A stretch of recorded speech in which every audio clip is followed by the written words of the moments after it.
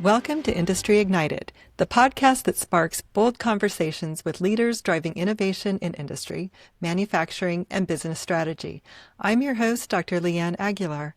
Today I'm joined by Stephen Ward, founder and president of ITech Governance Consulting and author of the upcoming book, Strategy Before Tools.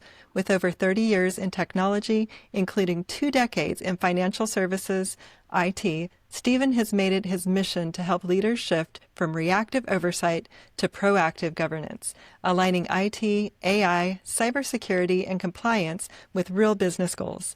Stephen, welcome to the show. Thank you. It's a pleasure to be here today. I'm excited to have you. So, Stephen, you've spent over 3 decades in technology. What first drew you into IT governance and compliance? Well, it wasn't intentional. The I actually my original intention in life was to paint. I went to art school and somehow ended up in technology. I was always kind of understood technology and ended up in the tech field. Started out kind of writing database applications and things like that, mostly because of a business that my wife and I once owned that we worked on, and I couldn't find anybody else to do it, so I did it myself. And then I just kind of stayed in it and kept going that way. But I was always more, I guess, attracted to the business side of it than the pure tech side of it. I'm not really a techie person. I was always more interested in what tech could do for business. And that really attracted me. I used to think that I liked to solve puzzles, and I realized eventually I don't really like puzzles. I just like solving problems, and business is about solving problems. When it comes to governance, the one thing that I saw all the time, especially early on, was that there was this big disconnect between the tech world and really what the businesses were needing to accomplish, right? And there was technology is part of operations, and there was this disconnect. I felt that what was happening in technology, what was happening in operations, oftentimes was not clear to the business side of the business leadership to really didn't understand what was going on. So there was this lack of transparency, this lack of sometimes accountability, and this lack of awareness, right? So without awareness, without transparency, and without accountability, technology doesn't really work very well for a lot of people. And that's really what governance is about, is about those 3 things. And that, when you tie that back to, I think, strategy, the pursuit of business objectives, that was more interesting to me in trying to solve those problems than just pure technology by itself. Yeah, so really about solving problems and identifying areas for Mhm. improvement. So you kind of found yourself in an area where you thought you can make a difference, is what I or Yeah, yeah. And like I said, I really like solving problems. So yeah. that was attractive to me. So doing that with either by my own companies or companies that I was employed by, that became much more interesting, Yeah. right? And like I said, what I really found was that operations really had this disconnect Mm, between what the business wanted to do and what was really happening in the business. yeah. Can you share a turning point in your career where you realize leaders need more strategic guidance than technical tools? Yeah, I think I've owned several businesses, and when I got into banking, uh, accidentally, um, the yeah, it became really clear to me that what was happening within operations, which technology is part of operations, didn't necessarily align with the objectives that the bank had with business objectives, right? And I remember there was a seasoned executive there who had worked for some really large banks, and it was towards the end of his career and had settled in the community banking. And he, we were discussing something, and he asked about doing something, and in the conversation, he said, you're unlike any other tech person I've ever worked with. He said, you never say no. And I said, well, I don't say yes to everything. And he said, well, that's not what I mean. You don't say no. He said, most operations people, most technical people, compliance people, he said, when we ask for something, when we ask for some capability, or could we do this, could we do that, almost immediately the response is no. And he said, you always ask for more information. He said, even if you know the answer is no, we can't do what I just asked for, or that, or maybe that's not a good technical idea, or there's a regulatory issue there. He said, you always ask for more information. He said, you always try to get to what's the objective that's driving our request. He said, and then you try to come up with something that gets us close to what it is we're trying to accomplish. And I think I realized in Leeanne that I had this tendency to always look at things as a business owner looks at them, and I think operations always has this. And again, IT's part of operations always has this a slightly different view, and they're not necessarily business people, right? They have a different view on things, and they don't really get that technology is not necessarily the solution, right? That you don't necessarily need a tool to do this. What is it we're really trying to accomplish here, and is there another way to do this? It might be technology might be the path to go, but it might not be the path to go. And I just at that point started to think about the whole technology stack in a different way, I guess. Yeah, yeah. I guess it goes back to your problem solving nature as well. And then, I mean, there's a customer service element though as well. And I think it's tied to innovation, all of that. Not saying no, not because you know the answer to everything and not because you don't know, which is, okay to admit, but saying, hey, well, I'm going to figure out a way to, solve your problem. And might not have the answer now, but that doesn't mean there isn't a problem. And I'm willing to do what it takes to solve it. Yeah. Yeah. I think you just touched on something there about being willing to say you don't know. And, you handed that. And that's something you see with a lot of consultants. And that's something we have coached consultants on continuously, especially people that are new to consulting. They suddenly think because they're a consultant, they have to have all the answers. And it's like, well, nobody knows all the answers, right? So it's okay to tell a client, I don't know the answer to that. But there's a lot of people here, and someone probably knows the answer to this or has an idea about it, or we can figure it out, or we will find you a person who does have an answer to that. So we're willing to do that research with our clients and say, we'll track this down for you and right. come up with an answer, right? We might have to invent something, or we might have to try to find a different way to approach this, but there's probably an answer, at least that gets you close to what you're trying to do. And I think that kind of goes back to focusing on that strategic objective more than just here's a fix. Yeah. You mentioned that you fell into banking on accident. So how did your experiences in financial services, tell us a little bit about that and how these experiences shape your philosophy of strategy before tools. Right. So my first experience with technology was running mainframes for ADP. Now, while I was running mainframes for ADP, I was actually attending art school. My original intention was to teach fine art, teach painting at the college level. And I'm not a bad painter, but if I was a great painter, we wouldn't be talking right now. So I, in the process of doing that, over the years, I owned a couple of businesses, and I always kept kind of gravitating back to technology for some reason. And one of the businesses we owned, we had computers, needed work done, needed databases, and I got tired of turning to people to fix things who didn't really fix them. They would fix one thing and there'd be another problem. And again, I don't want to be mean to technical people, but sometimes they technical people love to fix things, okay, but they don't necessarily equate that to what the real objective here is. And so I eventually got kind of frustrated and started fixing things myself because I said it couldn't be that hard. I'll figure it out, right? And so I bought the books, I read it, I figured it out, and ended up teaching. Oddly enough, I eventually started teaching people to get their A+ certifications with a not-for-profit, and kind of running their network and writing database applications for them. And then from there, I went to banking. I thought I needed to go back to a more corporate environment. And I got a job at a bank running data processing. Now, they picked me to run data processing because they saw that I ran mainframes for ADP and said, well, knows how to run mainframes. Of course, it wasn't the same mainframe that ADP used.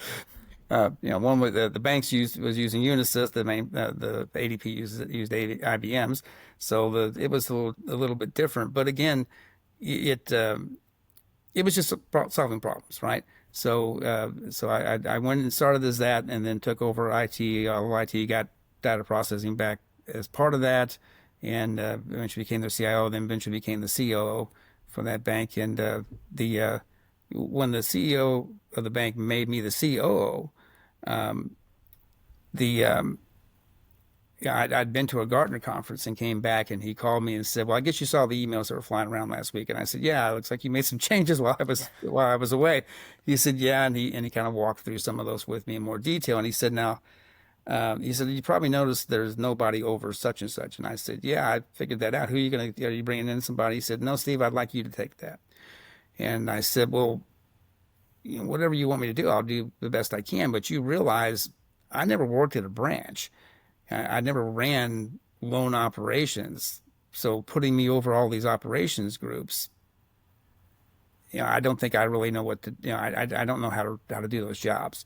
And he said, you don't have to worry about doing those jobs. He said, you make good business decisions. He said, we have people who know how to run those areas. He said, what I need you to do is what you did with technology. I need you to make the back end of the bank work with the front end of the bank. He said, and get them to stop saying no to everything. Yeah. Okay. There's that same philosophy again. Yeah. Yeah. Kind of came full circle there.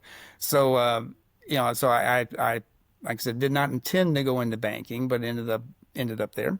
And didn't actually intend to go into technology. I'm not really a techie type person. People say, usually that meet me and say, oh, he must have a degree in computer technology or computer science, or maybe he's got an MBA, and say, nope, I studied painting. I just happen to understand business very well, and I'm good at business, and I understand technology very well. It's just something I can do, right? And I think that realization that, which I think so many businesses miss, that you really have got to look at what your business objectives are and be ruthless around those objectives.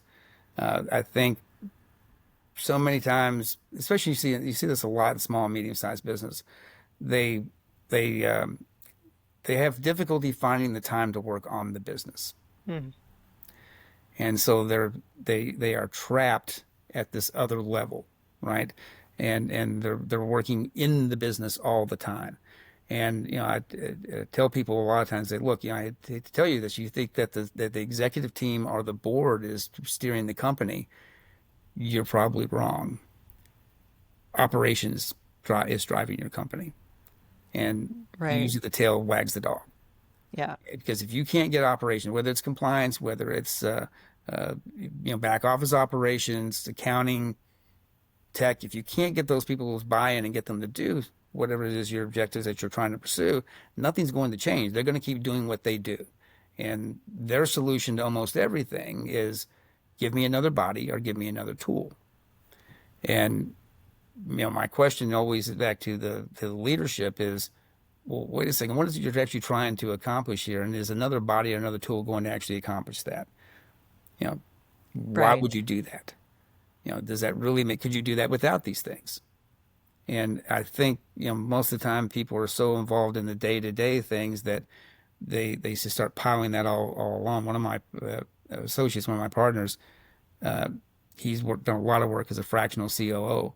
And he said one of the things he has to do all the time when he would go into a business is unwind huge technology stacks that was just draining the company of resources, of money. And, things where you say, well, we bought this to do this, but it didn't really integrate with all these others. So we bought these other things that make this integrate with these things. And then this had to be bought to make this talk to this. And in the end, they didn't even use it. Right. So, yeah. And it's just very complicated. Right? Yeah. And it's exactly, it's very convoluted, very complicated. And so you really have to, you have to coach people to say, look, tell me what your real objectives are, and let's figure out what it would take to reach those. Yeah. Um, And I agree with you. I see that all the time in coaching or consulting with clients who come in for marketing. And it's the same thing. It's like maybe they're running ads or they're, doing different things, but they don't actually have like that strategy. They're not really clear on their overall objectives. And like you said, okay, it's like, let's rewind. Let's back it up. Let's figure out, first of all, what's your mission, vision, values? What are you out to accomplish? Who is your target right. audience? What's your value proposition?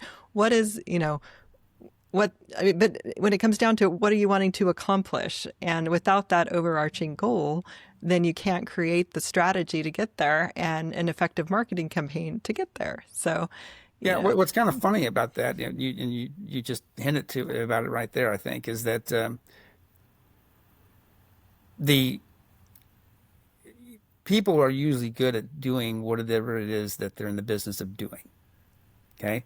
Which really means they're actually operationally focused. They're good at running this thing, okay? The operations side of how do the day-to-day operations of it. The problem is that's really hard. If that's the only place you're operating from, it's hard to grow a business just from that perspective, right? And one of the things that we coach people on, even though we're a governance company, governance does tie into this, but even though we are a governance company, one of the things that we find ourselves talking to people often about is that, look, you have to have that mission statement. You have to have that value proposition. You have to have all this, and it has to be relatable. And you have to, it amazes me how many people have these strategic plans that, first of all, are that thick. Yeah, like I don't know how you're going to relate that to anybody and how you can even digest that. And oftentimes, what it is all their supporting documentation, all the research they put in there. It's like, well, you can put that someplace else. We don't. If somebody questions it, we'll pull that out. But what's the things you're trying to really accomplish here? And I can't tell you, and you've probably seen this as well, is people will come back and they'll have 40 objectives. And it's like, I don't know how you can accomplish that. And how you can even articulate that. And then they say, well, yeah, but these are real important, and this is our secret sauce. And it's like, well, is this really any different than the business down the street that's in this, this company down the street's in the same business as you? I doubt you're doing anything that unique. And it's hard to focus on 40 different things. Yeah, and how do you focus on 40 different things, right? And how do you tell your employees what you're doing? And this is the crazy thing I hear all the time. Well, the employees don't actually see the strategic plan. Really? Wow. So how do they know which direction you're marching? Right. If they don't understand what you're doing, then how are you going to get buy-in around doing it, right? And, I mentioned earlier that, operations, oftentimes the steering and running things is because operations has an agenda. Yeah. And it doesn't understand what the board and the executive team, what they've set as an agenda and an objective. If you haven't shared that and you can't relate it to them, then they're not going to buy into that because they have no idea what it is anyway, right? Exactly. And I think I always try to tell people, look, there's 4 pillars for executive leadership. First one is that ability, and people usually are good at one of these 4, maybe 2. It's hard to get people to do all 4 of them, but the first thing is that strategic vision. Can you come up with a vision? That's relatable, that has a real value proposition that you can convince people that this is worthwhile and you can motivate people to do. Then the second layer is that tactical layer. Can you plan this? Right? Can you actually put together a tactical plan to do this? And then can you execute that plan? And then the last piece, which is, and this is, and oddly enough, even though most people are centered in operations, this is where they fail. Can you operationalize that? So yeah, they've got operations and it's running, it's doing its thing, but anything that they try to bring on new, anything they try to introduce, they can never get to that point where they take that vision, that tactical plan, that execution, and make it where they can replicate it, where they can turn it in and they can actually change operations. And why is that? What is stopping them? What's the common thread that you see and why? I think the common thread is probably that awareness factor from top to bottom. Why are we doing this? What are we doing, and why are we doing it?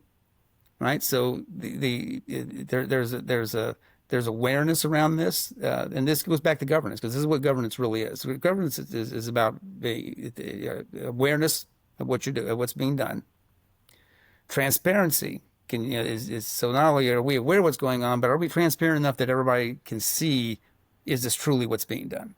And then accountability for it. Who's accountable for what here?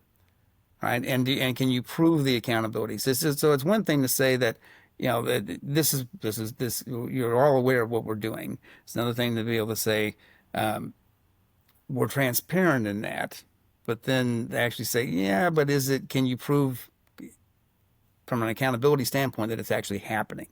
And I think people miss that.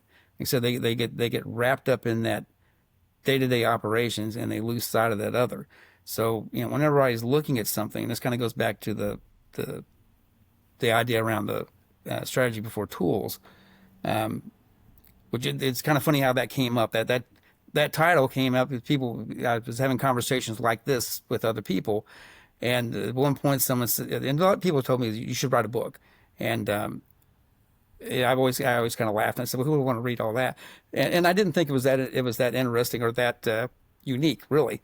And then someone pointed out to me, said, there's a theme which you keep saying. I don't even think you realize you're saying it. You keep really, and it turned out I was actually saying they need to set strategy before they start looking at tools. In other words, you should have your strategy before your operations, and everything should align with that strategy, should align with those objectives. But back to your other question there, I think what happens, Leanne, is people miss that connection. They have that other agenda that's driving things, and they get wrapped up in that, and they don't really see what the true objective is. And when it comes to setting those objectives, I always tell people, look, you got to pick out things that are meaningful, that are actionable, that are impactful, and lastly, that you're actually willing to do. Yeah. And it seems so simple, yet it's, people aren't successful at it, which is interesting. And so we tell all me a little. Really do, right? And if we Yeah, and you think, a lot of times, people gravitate, especially in leadership. You see this all the time. They gravitate because they're good at something. But that doesn't necessarily mean they're good at business. They're good at that operational task, right? And a lot of times in business, you see people that are whoever makes the most money rises to the top, right? So we'll use community banking as an example. Most of the executive team is made up of people that came out of commercial lending, because commercial real estate is the cash cow for community banks. So most of the people that are in leadership positions, that's where they came from. Now the CFO probably didn't come from there, but probably if they have a chief compliance officer, but oftentimes the chief compliance officer, even though it says chief, they're not really an executive. They're not really on the executive team, right? And to throw the CIOs and the CTOs of the world. And again, we're talking about small and medium-sized business. We're not talking about enterprise here. Yeah. The poor man or woman who has risen to the point of CIO or CTO oftentimes finds themselves in a very lonely position, especially in community banking. Everybody else sitting around the table came from some aspect of the bank, came from banking, right? They go up through that. IT people usually come up through the IT ranks. Their backgrounds are usually much more narrow, so they know technology. They don't necessarily know all the other business aspects. And a lot of times they're not even that good at business. They're good at technology, and they have no peers among their other executives, because the other executives don't understand technology. The CIO, CTO doesn't necessarily understand banking sometimes. Yeah. So who are they going to turn to? Right? They're kind of alone. Right? And, yeah, I see that. Yeah, and I think it would probably have to be, that's probably true for marketing professionals as well. That you understand the concepts, but of marketing and all, but most of the people you're talking to really don't get that, right? So they don't necessarily understand what you're trying to convey to them, I would think. Right. Yeah. Yeah. The CMO position, for example. Yeah, right? and that's a tough position to be in. So tell me a little bit more about your book, Strategy Before Tools, because here you are reflecting a powerful mindset shift. Tell me more about what inspired you to write it. Uh, well, again, people kept telling me I should. Yeah. And I was thinking, well, you didn't intend to be go into IT or in banking. Did you intend to be a writer? Was this something that saw Not particularly, for but yourself? turns out I started out writing lots of guidance documents. Okay. And I have a friend who's written a couple of bestsellers, business books, and the he had at one point said, why don't you write a book? And I was like, I don't think anybody want to read that. And he said, show me. He said, I know you've written all these guidance documents. Show me some of the things. And so I kind of gave him the catalog of all the different things. He said, see, there's probably 2 books here. But again, guidance documents around, especially around IT regulatory environment, is not very exciting, interesting reading. Yeah. A lot of times we write that just in case the client wants to see why it is that that we're suggesting something be done. It's like, well, here's the thought behind this. If you want to understand it, here it all is. If you want us just to get this done for you, then we'll get it done. So people could tell me to do that, and after enough people told me, I guess I'm a little slow on the pickup there. I finally decided, maybe this is a good idea to actually write this. Maybe there is something here that people want to hear. I think a lot of times people in business, again, everybody ends up usually in their position because they were good at whatever position, that area that they were working in, right? Mm-hmm. So CFOs generally come out of accounting, right? You're not going to grow up in marketing and suddenly become the CFO. That would be kind of odd, right? It's just like if you came out of accounting, you're probably not going to become the CMO. Yeah. So people have, usually most people have a fairly narrow view of the world, if I can put it that way. And I don't think that's necessarily a bad thing. I think it's just human nature.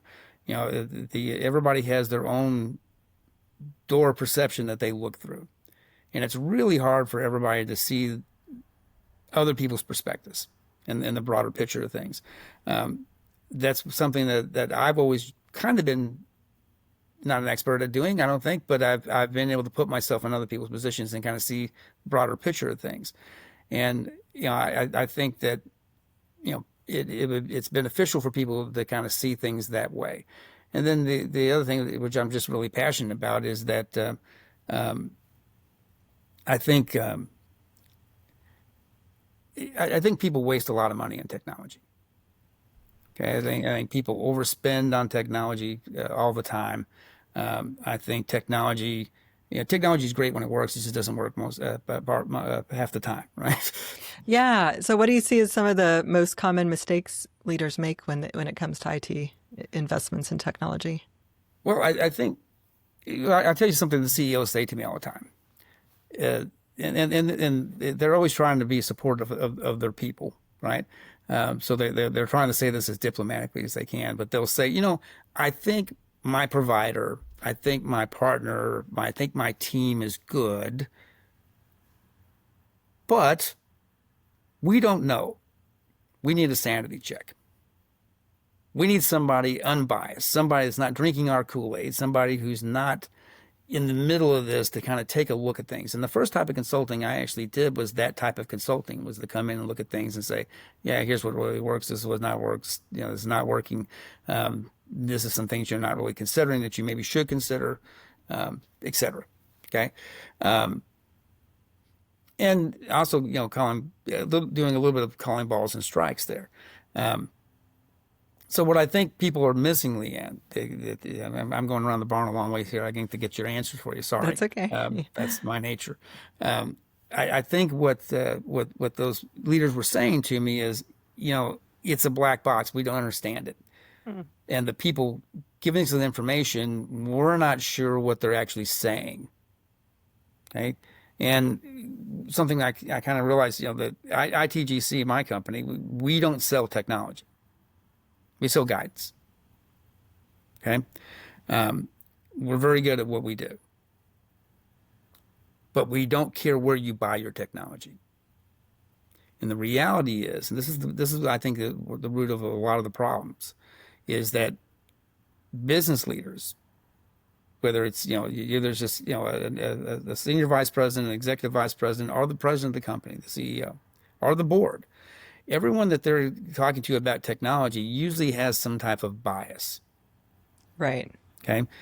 They're either trying to sell you a technology, okay, or they're trying to sell you a service on technology, or they're trying to get to acquire another tool because they think that it will make their job, their area run smoother or be easier to do. Right. And, operations people, which again, technology is part of operations. People say, "Oh, well, the technology changes so much; those people must love change." It's like, no, they don't. Like, people Right. They actually don't. don't like change. Nobody really likes change. Most people just are averse to change, right? Yeah. But for technology, in technology, a lot of times, technology's job is housekeeping. Really, it's keeping the lights on. So when people look for innovation out of technology, unless it's enterprise, most of the time it's like, no, they're busy keeping the lights on. This stuff doesn't work all the time. It just breaks more than you would think, right? And so they're in the background trying to keep that running. So when you look at managed services providers, they're not always managing things as much as they are simply fixing everything that keeps breaking. Okay. And that's not trying to throw rocks at them. It's just, sometimes it's like, well, that's just the nature of what's being done, right? They would like to manage it more, but actually proactively managing things, whether it's on an inside team or an outside team, is costly. Right. So most people default to, well, just break it when it breaks, fix it. But Right? put a Band-Aid on it for now. Yeah, put a Band-Aid on, fix it. Yeah. It's like, well, I can't really afford to do all the prescribed maintenance in this car, but we'll at least keep the oil changed. And if it breaks down, we'll get it to the shop. Yeah. Okay.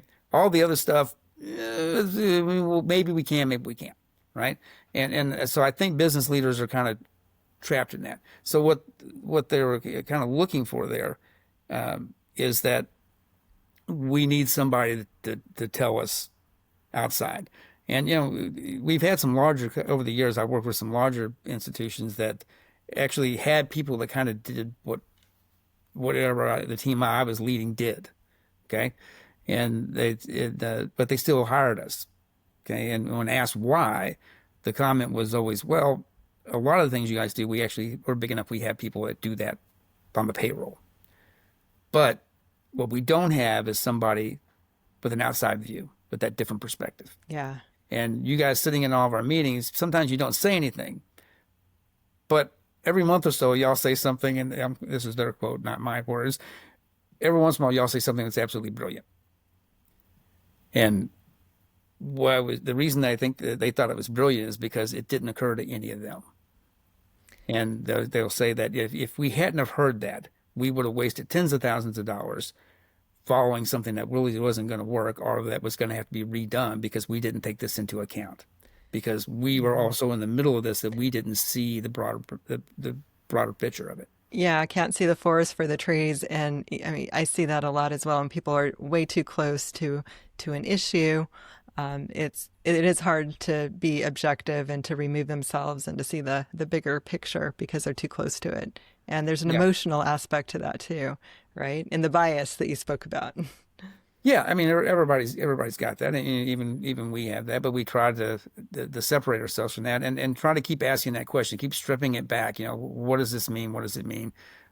What are we actually trying to do here? Yeah. You and I, when we talked before this call, we talked a little bit about AI, and people right now, everybody's just crazy about it. People can't stop talking about it. But they're treating AI like AI itself as a tool. It's like, no, it's a framework. It's a technology it's applied to a lot of tools. And what I think the approach a lot of people are taking is, wow, look at what this hammer can do. Look at this hammer. I can tap the nail once and then drive the nail in one shot. And it's like, yeah, that's a framing hammer.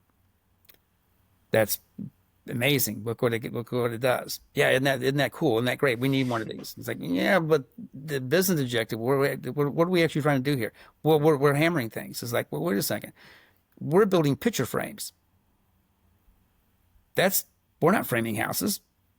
That's not our objective here, is to build house, is to frame houses. We're building frames for prints, for pictures. Exactly. It's like, how does it align with your Yeah. business This objectives? How tool does it does not align align with with your objective. Yeah, right. And you say, well, we can hang the pictures. It's like, well, with that hammer, you're going to knock holes in the walls. You know, you can't approach it from that perspective. You really have got to strip back to what is it we're really trying to do, and then what would be the best thing to do that with. Yeah. And if we're going to have to spend money in technology, does this really accomplish this? And could we do this without this? Period. Right? And I think people are missing that right now. No, I agree. And can you give us examples of how aligning IT with business strategy has transformed outcomes for an organization? Can you give examples of that? Well, we've kind of already talked a little bit about it. To give a specific example, I think again it goes directly back to how you're approaching technology and how you're thinking about it. Okay, which again, governance is a lot about that. It's that, do you have that transparency? Do you have that accountability of it? Do you have that awareness of what's going on here? And I think one of the ways we've seen this is working with people to get them to understand. It's like, you bought all of this, you're really trying to do this, and you're not getting anywhere near the mark on this. In fact, if we stripped all this away, if we got rid of all this XYZ technology, will we be further away from the objective than we are right now? And a lot of times people don't ever stop and think about it that way, right? They don't think about that. And I'll give you an odd example, and this ties back to banking, but it could tie to really any regulated industry. When it comes to audits and exams, and that's something we actually do, is walk people through audits and exams. We say it's like having us sit next to you is like being questioned. Having a lawyer sit next to you while you're being questioned. We're going to either answer for you or tell you this is how you should answer this. Now, we don't believe in, we're not going to tell you to lie to an auditor or an examiner. That would be unethical, of course. But we do think you have to control the conversation, because someone's going to control it. And if you let them control it, then you'll end up in a different place than you thought you were going to end up. And I think something people miss all the time, and you'll see in a second my connection here. The people forget that auditors work for them. You hire the auditor. Yeah. They're working for you to provide a service. Okay. Auditors always think that they have to find something, or they not doing their job. So they have to write up something. And it's like, no, I didn't want to ask you to do. I asked you to audit against a standard and tell us how close we're coming to the standard. That's really what I want you to do. And the examiners are they're measuring against the standard as well. Now, the way business works is usually regulations are written broadly. So in banking, for example, the same there's not one set of regulations for Bank of America and another set for a $30 million de novo startup bank. Right. There's one handbook for what for the information security handbook. There's one handbook for both. Okay. Now it will say in that handbook, which makes it very subjective, right? And it'll say in there that depending on the bank's size, scope, and complexity, which tells you there's your wiggle room, right? Yeah. But when it comes to those examiners, people think, well, they're here to help us. And it's like, I've gone through hundreds and hundreds of audits and exams. I don't think they're necessarily there to help you. Now, there might be some examiners who hear this and get really upset. Okay, but I think this is the nature of this. Examiners, regulatory bodies, don't care about the business you're in. That's not their mandate. Their mandate is to protect something else. So in banking, the mandate of the regulators is to protect the depositors. That's who they're protecting. They're not protecting the bank. The only interest in protecting the bank is in protecting the banking system itself. Right? They don't even care if you're profitable. Let's qualify that. They want you to be profitable enough so that you don't create a risk for the depositors or the system. So they want you to at least be that profitable. Okay. But beyond that, they don't care. That's Yeah. not their business. It's not their mandate, right? And so what does that dynamic set up? So on the auditor side, you have people who think that they have to find things to demonstrate their value. Okay. And I'm sure there's some auditors out there who say, no, that's not what we do. And that's not really our approach. But you haven't gone through hundreds and hundreds of them. That's generally what's happening. Okay. And on the examiner side, they're really out for something else. They're not there to protect you. They're there to protect the system or to protect the depositors. And then at the individual level, at the human level of this, you have, again, bias comes in. You have people who have pet peeves about things. Mm-hmm. Okay. And the disposition of most businesses, simply because they don't deal with this all the time. They don't pick up poisonous snakes all the time. So they don't know how to do that or how to approach it. They're not accustomed to handling that type of thing. Is whatever comes out of the mouth of the auditor or the examiner, the bank says, how high should we jump? So if they say do something, they do it. Add more technology. Add another layer of security. Without stopping to say, well, wait a second, what does the regulation actually say we have to do? What's the real risk here? Are we comfortable with that risk? Yeah. Do we even understand what our risk appetite and risk tolerance is? Are we willing to accept this much risk? And because there's lots of ways you can still be compliant without having to do everything that they say to do. I'll give you an easy illustration. So let's say we have a door, and we just say, hey, that door can't be seen. It's to your house, Leeanne. That door can't be seen from the road. It's only got a deadbolt and a doorknob lock on it. There's a security risk here. Anybody could walk up to that door, and there's not enough layers there. We need to put 2 more deadbolts on that, put more layers of security. Your security vendors talk about this all the time, more layers. You'll hear auditors, examiners, you need more layers of this. And I'm not opposed to layers, okay? But again, you have to really think about what the real objective is here and what you're trying to achieve, and is this the best way to achieve it? So let's say we do put on 2 more deadbolts. Yep. Okay? What did we accomplish? Well, first of all, I guarantee we spent more money. We also created a lot more friction for anybody who has to use that door. That's true. Okay. So that friction could either be for our employees or it could be for our customers. Okay. Now let's consider the door itself and consider the security risk here. Turns out the top half of the door is glass. Are 2 more bolts, 2 more locks going to really secure that door anymore? The real vulnerability is the glass. We didn't do anything about that. Okay. So again, I think, where people are missing and where it can make a difference is if you really start stripping away and asking those type of questions. What is you really trying to accomplish here? Would this technology actually do that or not do that? Is there another way to do this without technology? Right? Right. And yeah, that's right.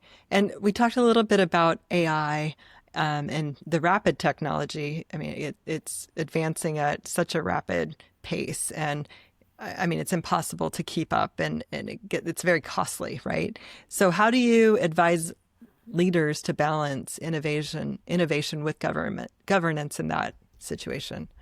well, again, governance is not a roadblock. Now, I think in business, friction is not necessarily a bad thing.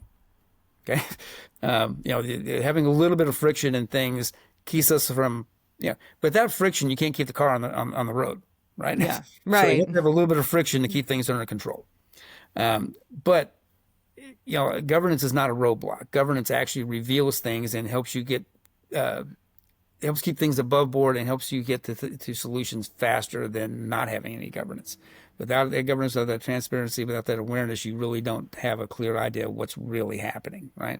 So when it comes to innovation, where that governance comes in is putting some frameworks around what we're actually going to do, right? AI is going to be unavoidable. Okay? The genie is out of the bottle. You cannot avoid it. I think there's some serious risk around AI. There's serious threats. We're going to start seeing a proliferation of different types of cyber attacks. And in fact, they're even talking about AI coming up with its own cyber attacks. So it's going to think, they're going to use AI to think of ways to attack us that no human has ever thought of before. And simply because it can see things faster and look at more data points than any human could ever possibly do at a rate that we just can't ever match on human terms. Yeah. So for innovating, and we actually have an advisory program just centered just around this. The first thing I tell people to do is like, well, first of all, you do need a committee. Now people say, well, why do you have to start with the committee? It's like, well, because if you don't start with some type of framework, some type of group that's going to drive this, then it's all over the place. How do you know what's going on? People can be doing anything. And the biggest shadow IT right now is AI. People are using it all to do all kinds of things, right? And that the business doesn't even realize it's happening. Okay, so I'm not opposed to using it. I just think you have to have some controls around it, right? So first of all, I tell people, it's like, look, let's form an AI committee. It could be a subcommittee of IT steering. We'll write a charter for it to decide exactly what it's mandated, what it's going to do. Okay, so what's the accountability to do? What's it going to be accountable for? We're going to be transparent about it, right? And we're going to give everybody the awareness that this is what we're doing. Then let's talk about a strategy. And the strategy is what does the institution, the business want to accomplish with AI? Doesn't mean what we're going to accomplish. What would we like to accomplish? What type of things would we like to be able to do? Okay. So it's not your business strategy. It's a strategy around how you think you're going to leverage AI. Once that's done, then we need to have a policy of how we're going to apply whatever it is we come up with. I tell people right now they should have an AI acceptable use policy that's separate from your regular acceptable use policy. And the reason I say that is because it's so specialized, it's such a threat at this point. You really need to draw it out separately to make people totally aware, and it doesn't just get folded. Now, eventually, it's going to get folded in everything else. Eventually, it'll collapse into the regular IT steering committee. You won't need the subcommittee. You won't need the special AI. You're still going to need probably a policy around AI, but it's all going to fall into your regular committees, your regular functions. But what they really need to do is approach it that way and start saying, well, what is it that we want to accomplish that we think this could actually help with, right? Mm-hmm. And I usually tell people that one of the first things to look at is look at automation intelligence first. What things can we use AI to automate? But if they're going to do that, if they're going to adopt AI, at one level, AI it's a force multiplier. Okay, but the question is like, well, do we really need to multiply that force? Do I need to be able to strike this nail hard? Do I need to be able to hit this harder, or is what we're doing right now sufficient? If it's a force multiplier and that we're going to be able to do more with less, are we willing to do it with less? And what I mean by that is you see this all the time. I'll pick on operations. I've seen this happen so many times. Sales will come up and say, and we're going to stick with banking. We'll use banking as an example, though this can happen in any industry. But they'll say we're going to double mortgage sales next year. We're going to sell more mortgages next year than we did this year. Double the volume. So they turn around to loan operations and tell the operations manager this. And the first thing out of their mouth is, we're swamped. Can't possibly do that with the staff we have. I need double the staff to keep it. If you're going to double mortgage volume, I need double the processors. But that sounds bad enough, right? But you say, well, we're going to have more business, so that's okay, because we're already making margin. It's just the cost of doing business.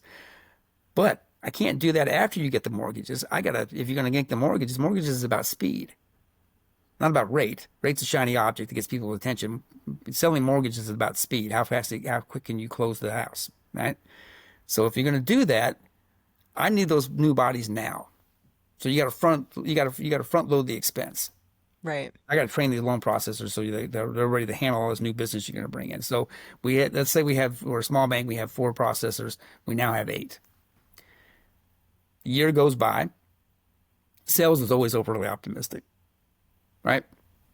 Of course, yeah. Yeah, Yeah, it doesn't matter what marketing sets up for them. The sales things that they're going to, we're going to hit grand slams every time up the bat.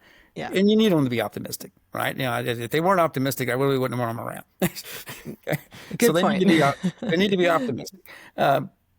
But they also need to be realistic, and it's management, especially leadership's responsibility to realize it's like, yeah, this is what they're saying they're going to hit. This is probably the reality of this. Okay, but let's say we only did half of what we said we were going to do. Okay, so you go back to loan operations and say, hey, you know what? We only hit half. We had an increase, but we only hit half that number. I need you to peel back 2 employees. Can't possibly do that. We're swamped, and human nature, the nature of operations is they will fill up their day with whatever it is they have to do. And that becomes the workload. Yep. Ask me to do more, can't possibly do that. I'm at capacity. Ask me to do with less, can't possibly do that. I won't have enough bodies. Yeah. Right? So how do you do that? So what I'm telling you is this, is if you're going to adopt automation intelligence, you're going to adopt AI and you're going to use this as a real force multiplier. You either have to do 2 things. You either have to say, okay, we're going to do this, which will allow us to scale, and scale is the biggest challenge for all businesses, especially small businesses. Scale is everything. Yeah. And it's so hard to attain that scale, right? Scale works against you all the time. So if we're going to do that and use that to grow, then we got to be willing to say we're going to do that, and we're not going to put on more people. We're going to rely on this. And if we put on more people, it's going to be at the workload that needed to make up for what this doesn't do, right? But if we're going to do this as a way to control what our current volumes are, we're not expecting to increase productivity. We're just trying to get more efficient. Then you got to be willing to do that efficiency. You got to be willing to say, look, either we don't need as many people here.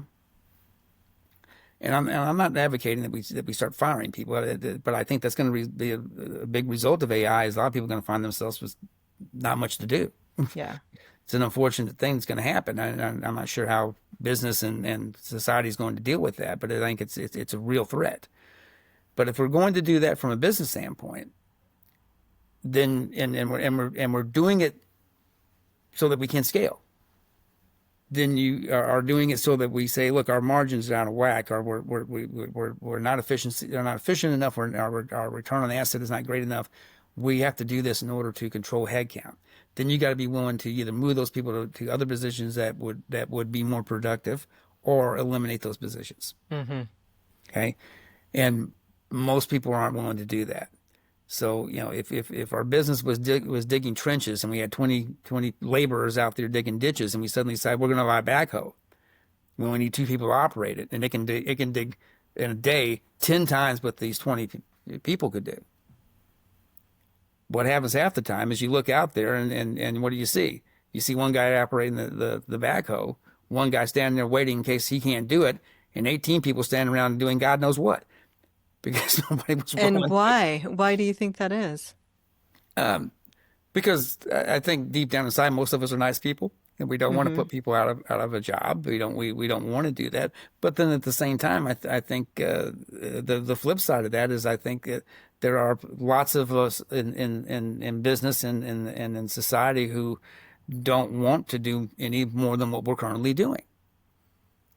This is what I do. I don't want to have to learn something else. I don't want to do something else. Yeah. I just want to keep doing this. So as long as you'll let me stick around here and do this, I'll keep doing it. Okay. And do you think that comes from laziness, or just a resistance to change, or just Well, I hate to say laziness. I mean, yeah. I don't want to come off you. I don't want people to watch this podcast and say, "Did you see Leanne's podcast? God, they had an ogre on there." This guy was the meanest person I've ever seen. I hate to work for him. Yeah, well, I think, but when it comes down to it, you hear of there's a philosophy that people are inherently lazy, and we create things, and innovation largely comes from us not wanting to do certain things, and maybe it's not always necessarily laziness in a bad way, but it's so. We can have more leisure time when it comes down to it. So we can do other things. So we can. Well, yeah. Well, but I don't think that's real laziness. No. Yeah. Maybe that's not the right word. Yeah. Usually when I hear laziness, I think of sloth. Okay. Yeah. Sloth. finding ways to, I guess it comes down to, we'll say efficiency then, being more, Right. well, So here's where I think that happens. What people do. I think no one likes change, and I can't remember if I wrote an article about this or if I've just talked about it. Yeah, I read so much. Sometimes people say to me, well, "How'd you come up with that?" And I say, "Well, I don't know if that's original. You don't need to attribute it to me because I may have read that, but I just can't remember where I read it." yeah, yeah, If you continually consume lots and lots of information, it's pretty soon it gets to where you can't remember where different where it ideas came came from. from. Yeah. I get that too. That Yeah, happens so too. I'm always Yeah. reluctant to say, well, I don't know if that's necessarily me. That might be somebody else, but you can attribute me to repeating it, but don't necessarily stay hanging out that it's my concept. I think here's the problem we're all facing. Most people's identity is tied up in what they do. Their self-worth is tied up in what they do, right? So when you take jobs away from people, when you lay people off, that psychological impact isn't just they'd have to go find another job, or it is you really have and I'm not saying this is partially unavoidable, I guess, but you've really impacted their view of themselves and their self-worth at some level, at least. Okay, because most people identify with who they are. A lot of who you are is wrapped up in what you do, Yeah. right? So if you're a bricklayer, then the value of what you're doing, that you're delivering by building things with bricks, that's a big part of your identity of who you are and what your worth is. Okay, and so everybody's job, regardless of what that job is, if you're retired and you say, well, I'm retired and I spend lots of time with my grandkids and I do lots of community service and work with my church. That now has become your focus and your worth. Take that away from you, and people start to question, what value do they have? Yeah. And it's a Right. sense of security thing, I think, too. And so when new innovation comes out, or like AI, that is probably going to end up replacing a lot of jobs to some, or changing jobs to some extent, Right. I think that uncertainty, um, and right, it causes fear because people are used to doing what they're doing, and it's threatening because they don't know. Now it's like, what are they going to do? What will what is their value, like you were Hmm. saying, Yeah. look like now? What does that mean for them? How are they going to add value to the society and make an income? Yeah, exactly. What do I do? What do I do now? So, a Yeah. lot of times people are reluctant to change because now you change what I do, that could threaten my self-worth, right? And especially when they've made a large investment of time doing, what they've done in their career, or, invested in education that may now be irrelevant. And Mhm. so, right, that's, I mean, can be depressing as well. I don't know if that's the right Yeah. word too, but it's like, okay, well, what do I do now? I've invested my entire career and many years in an Mhm. education in doing what I do, and now it's being replaced by AI. So what does that mean for me? What do I do? Am I going to have to invest a whole lot more? And Yeah, and do I right. have the energy and the resources to make that investment, right? Exactly, Um, exactly. And what you direction do I even go in? So, Right. right, And that so, makes the sense. Industrial Revolution Yeah. took away muscle labor, Hmm. right? It wasn't that we did not need any more muscle labor, but we didn't need it like we did, right? That's right. A lot of jobs went away. And you say, well, new jobs were invented. It's like, well, yeah, they were. I don't think as many new jobs are going to be invented because of AI. And the reason is because what it's really taken away, it's not going to necessarily take, at least not in the beginning, it's not going to take away the really high level uh, knowledge muscle, which is the economy of the world runs right now on knowledge, right? Yeah. It's the intellect, but the lower level of that, the labor level of that, the repetitive task part of that, it's going to eliminate that, and I don't see any way to stop that. Right? It's driven by profit motivation. The governments are going to drive it. No one's going to, no one's willing to walk away from this thing. Okay. Hmm. So I Hmm. think it's there. So I think you cannot ignore it. Okay. but at the same time, you've got to be aware of the risk, got to be aware of what it might do to your workforce. Um, and you've got to be aware of, again, what you have to have that transparency, that awareness, that accountability around it, or else you don't really know what you might be getting yourself into and what it might be doing. Um, so, Yeah. I think that's what people need to start doing. And then the other thing for small business, is realizing that you're probably, and this is something I tell to clients all the time, you should be a consumer of technology, not a maker of technology. Okay. And what I mean by that is that, there was a time, if you were in business, you're in some type of manufacturing, where you built your own power plant. You built the factory next to a river because it was a source of power, and you put in the mechanisms, and you ran. You actually, you weren't paying a bill to somebody else that was giving you that power. You paid for all the tools, all the machinery that generated that power to power your factory. Okay. Right. Nobody does that anymore. You just hook True. up to the grid, right? Yeah, And that's and true. so there was a time with technology when companies had all kinds of custom programs, built other things. And now you saw a little bit of that, I think, kind of reemerge. People were writing all kinds of apps and things like that, and it's like, Hmm. well, okay, Hmm. that's fine. The problem I see with that is, like, you might just end up with a proliferation of things that don't necessarily work, and who's really going to keep that running for you? Yes.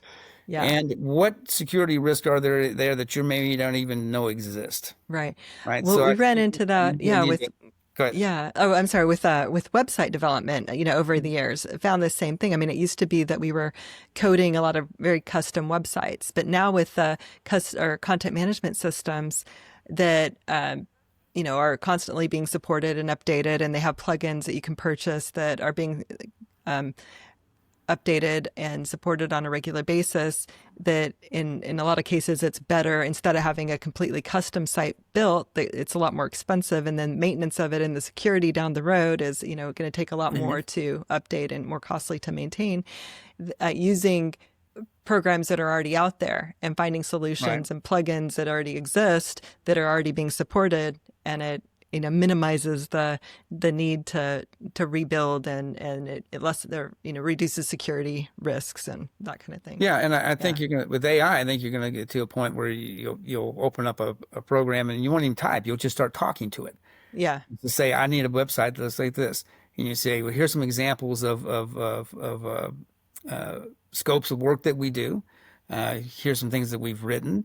Here's what our logo looks like. Build us a website that would promote this, and it's going to simply create it on the fly for you, Hmm. right? Yeah. And you say, well, what about people that write websites? It's like, well, once upon a time, I made websites for people. Don't do that anymore. I haven't done it for years. Uh, the That will simply go away, right? So I think the next 5 years we're going to see huge changes in everything. I think uh, AI is already starting to write its own code. Hmm. Now, there's a security issue around that. It's like, well, if it can change itself, then who controls what it's changing, Yeah. right? So there's a serious issue around that, right? Um, we're also, though they don't talk about it very much anymore, but I think we're going to see a big change in the next 5 years, probably around digital printing. And if you look at that and say, well, what would be the change there? It's like, well, I tell you what, it's going to change is it's going to change things like you can't imagine. And like I said, no one's really talking about this right now, but mark my words, it's going to happen. Right now, let's just take automobiles, for example, or anything that's manufactured. When they Hmm. manufacture something, they manufacture enough, the parts that they think are going to need to be replaced, that are going to not, that will fail before the whole thing fails, right? Um, they manufacture an extra quantity of those. Okay. So hoses, but whatever it is. Okay. So when you make something like that, what is that really? That's a repository. That's capital. Yeah. Somebody's money is in that thing, that whatever that thing was. It's something, their that capital is tied up in that thing. Now, where are you going to put it? Well, it's going to have to be stored someplace. Hmm. Was stored in a warehouse. Well, what's the warehouse? The warehouse is capital as well. The shelving, probably climate control. Yeah, There's all the money, overhead, all the overhead that goes all into of it. this. It's Yeah. time capital, right? And it's sitting there on the shelf waiting for somebody to put it to use so we can at least get the money out of it. Now, the longer it sits there, the less valuable that money that went into it is, Right. right? So what happens when instead of saying, well, we don't actually need to make 10,000 extra of these, we just need to be able to produce one of these on demand. So instead of a big factory that has a whole bunch of parts in it, big warehouse, excuse me, that has a whole bunch of parts in it, what if it's a smaller building and the only thing in it is a bunch of 3D printers and the materials that they use to print, and whatever's being ordered from the local auto parts store or whatever, they just produce it right there and send it over to the auto parts store. Or maybe if it's small enough, they just produce it Right. in the back of the auto parts store. Yeah.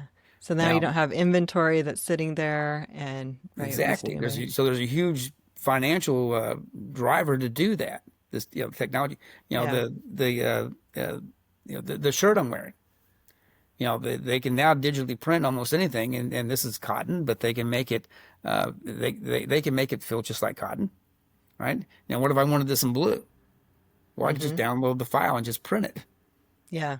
right? And it's like, well, what is that? Think about all the impact of that type of thing start magnifying that. First of all, it's like, well, we suddenly have a bunch of real estate available because we don't need these giant warehouses. Mm-hmm. Now, maybe that can help homeless people. Maybe we can convert those warehouses to a good use, right? But then the other thing is, well, we still have to transport food because it's perishable. We still have to transport the materials that the digital printers are using, but a lot of these other things that these big trucks are running up and down the road with, do Yeah. we need those trucks anymore? Right. It'll reduce a lot of Do we right, need the the people need for driving those? So, yeah. what happens if you're a trucker? So I think technology is going to be extremely disruptive in the next 4 or 5 years here. Yeah. We'll see. Now you emphasize moving from reactive to proactive IT maintenance. What does that look like in practice for executives? Again, that goes back to the those three things that transparency, awareness, and accountability. Most of the time, since IT spends most of its working day fixing things that, reacting to things that are broke, they don't necessarily do a lot of preventative things. Okay. And the other problem I think you oftentimes see, and this is very true in a small business. So we'll talk a little bit about ITGC here. Okay. We'll plug ITGC for just a second. If you hired somebody like me or one of the consultants that work with us, we would be expensive employees. Okay. And people will ask me sometimes, Steve, should I hire a CIO? And my reaction normally is like, as I see to them, say, well, this is going to sound extremely biased, but I'm going to tell you no. And it's going to sound like biased because I'm going to tell you to hire us instead. Because here's the reality. Most executives in IT, unless it's a big company, most of the time, they're not really working as an executive. They're working in a more reactionary function and a more operational level, keeping things going. You don't need an executive leader to do that. You need a good IT manager to do that. Maybe a director. Okay? So you're probably not leveraging that executive skill set very often. You're not leveraging that strategic thought very often. So why pay for that all the time? You're better off to have somebody to turn to that you can draw that information from when you need it, than have that on the payroll all the time. Yeah. Okay, it's a way of outsourcing that, right? So how does that answer your question? Here's the point I'm trying to make here, is that most people can't become reactive, can't become proactive that way because the people that would have to tell the leadership that information, they're too busy keeping the lights on. And they probably don't have enough experience in the other areas to really be providing you good information. Okay, and if you're relying on your tech vendor, your tech service provider, or even your internal team for that, a lot of times, again, that bias starts to creep in. Mm-hmm. We'd like you to do this because this would be good for us. This will benefit you, but it's really going to benefit me as well. Right. Yeah. So that, there's this other agenda, right? So they're not looking at that as objectively as you really need. So what you have to have, and this is again, scale, right? Big companies who really do need a CIO or a CTO that are at scale, where those people are really focused on strategy. Mm-hmm. Okay. There's enough Yeah. strategy there and enough objective things to be driven to keep them busy with that. They're making better strides because they're really looking at what the next thing is, and they're also looking at it just from this is down to the housekeeping level. Small businesses all the time end up in these conversations where either their service provider or their IT people walk in and say, "I need to replace this. This is going end of life next week or next month. Oh, how much is that going to cost? $25,000. $25,000. Yes. How long have you known this? Oh, I knew it was going to go end of life, but it is what it is. We need $25,000 to replace it." Yeah. They weren't thinking like business people. They were just thinking, "Oh, this is something that's got to be fixed, and I need $25,000 to fix it." Right. So Right. the being proactive is knowing where you are on that lifespan of that technology, what a roadmap really looks like.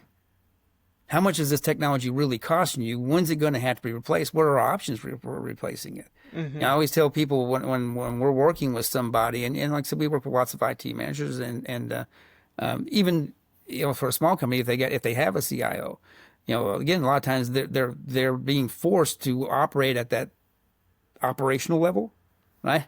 So they don't have necessarily the bandwidth or the experience to look at it from those broader levels. But I always tell them, say, look, you need to know what you're going to be doing for the next 24 months Yeah. today. Now, that doesn't mean it's exactly what, if we look out 18 months, it doesn't mean exactly what we have projected there is exactly what we're going to do 18 months from now. But we have a really good idea that's what we're going to be doing. Yeah. Right. And so by the time it gets close to you, it gets closer on the horizon, we've already vetted all the options. We've already figured out what it is. So when it comes time to submit a real budget, and half of the time they don't even have a budget, but if we work towards getting them to be proactive and say, look, we've already vetted the options. We've had the discussions. Here's the final cut for this. This is what needs to go into the budget, and here's when it's going to be done. Now you're not reacting to the technology. You're now driving the technology. Yeah. Right. Right? Exactly. And it's very challenging for small businesses to do that. So what advice would you give to leaders who feel overwhelmed by the complexity of IT and just want to make confident, smart decisions? Doesn't have to be us, but find somebody that you can talk to, that you can trust, that will answer the question, who is not trying to sell you something else. Okay. Right. And then talk to, I think a lot of times, people get so wrapped up in their own business that they don't talk to their peers. And I like the idea of peer groups. Okay. Mm-hmm. There are CEO groups for banking. There's a couple of, I can't remember the names, but there's a couple of companies that kind of specialize in this, and they put especially community banks and credit unions. Of course, credit unions and banks don't like to talk to each other, but they put these CEOs together that are in similar sized banks. Now they don't put somebody, if you're a bank in St. Louis, they don't put you with a bank that's necessarily in Jefferson City or Columbia, Missouri, which is real close to St. Louis, right? They don't put you together with them because everybody says, "Oh, I can't talk to somebody that's my direct competitor," but they'll put you with somebody that's 2 or 3 states away from you that you're really not competing with head to head. But it's a similar situation as you, similar size, similar scope, similar challenges, right? And being able to talk to each other, having that peer conversation, that sanity check, right? To say, "Hey, we saw this and we did this. Have you ever had to deal with that? Yeah, we did, and we did this. Yeah. And yeah, we tried that. That didn't work for us. Here's the problem we had." That's the thing I think people should seek out. So seek out a trusted advisor, and then seek out peers. Yeah. Well, Stephen, thank you so much for sharing your insights today. I think you're message is really important. Technology should serve business strategy and not dictate it. For our listeners, how can they find out more about your upcoming book and connect with you? You can connect with me on LinkedIn. Just look up my name and look up ITech Governance Consulting. You can go to itechgovernance.com. That's our website. Check out our blog. We're pretty prolific when it comes to blogging. And if you ever just have a question, and you can see my number and all on LinkedIn. You can just DM me and just say, hey, what do you think about the X, Y, or Z? I'm usually pretty generous about answering most questions. If it gets really involved, and I might tell you it's like, that would take a project, an engagement to actually solve that problem for you. But generally, I answer most questions for people. And what is your website? It's itechgovernance.com. All right. Well, thank you again. Super interesting conversation. We could probably talk for a couple more hours on the subject. I apologize. I am a verbose individual. Super interesting. I'll tell you a quick story. It's funny. And let you wrap up. I was at a conference a few years back, and there was a panel. I'd already done my breakout speeches, and there were presentations, and there was a panel discussion, a bunch of CIOs and CISOs rather. Somebody asked a question, and nobody really had a good answer. It was that wasn't something they dealt with, and one of the guys leading it at the front said, "Well, if you really want an answer to that, there's a guy standing in the back of the room. His name's Steve Ward. Ask him that, and he will tell you everything you ever wanted to know. If you ask him, but I got to warn you, if you ask him, tomorrow morning the sun will come up and Steve will finish telling you about that. But I guarantee you'll know more about it than you ever dreamt possible." Yeah, right. Which warrants a book. I mean, it's exactly the reason why you had to write the book, and hopefully there are more to come as well. We'll see. Thanks for having me on. I appreciate it. Yeah, thank you so much, Stephen. And for our listeners, until next time, stay bold, stay curious, and keep igniting industry. Remember to follow and like us, and stay tuned for more. Thanks again. Thank you.